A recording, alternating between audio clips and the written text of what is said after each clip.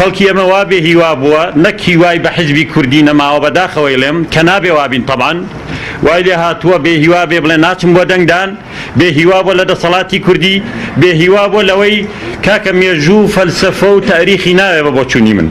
ئێمە شکستمان خواردووە ئێمە دۆڕانمان لە ڕاپەڕی لە ڕیفراندۆم و ئێستا بەغدا حسابی دۆڕاومان لەگەڵەکە لە جەنگی جیهانی دووهەم ئەو وڵاتانەی کە بردیانەوە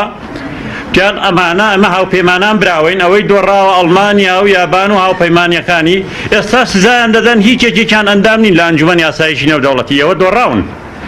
ئێمە بەغدا مامەڵەی دۆڕاومان لەگەڵ دەکا و فیاڵەن دۆڕاویش بووین نە سیاسەتەکەمان توانیمان سەرکەوتوو بین ڕیفراندۆم بکەین لە کاتی خۆیە خۆ وعدی بلفۆر کە دەوڵەتێکی بۆ ئیسرائیل دروست کرد زۆر کەمتر بوو لە وعدەی وەزیری دەرەوەی ئەمریکا بە کوردی داوگەمان بۆ نەگرت نەتوانیشمان بەرخۆدانمان هەبێ وەکو عیفرین 20 ڕۆژ مقاومەت بکەین دەرەنجام ئەوەمان لێ هات بۆیە بەڕاستی دەبێ بڵین ئێمە پێشەوەی گلەی بکەین لە بەغدا لە تاران لە تورکیا لە ئەمریکا لە داعش ئێمە سەرەت و سامانی وڵاتە ئەوانە ناندزیوە ئەوەی ئێمەی ئاوا لێ کردووە گەنجی ئێمە خێر لە خۆنەدی و بێ ئەوانە نین ئێمە وڵاتێکین لە ساڵی 2010 من وەزیر بووم نەوت گەیشتە $146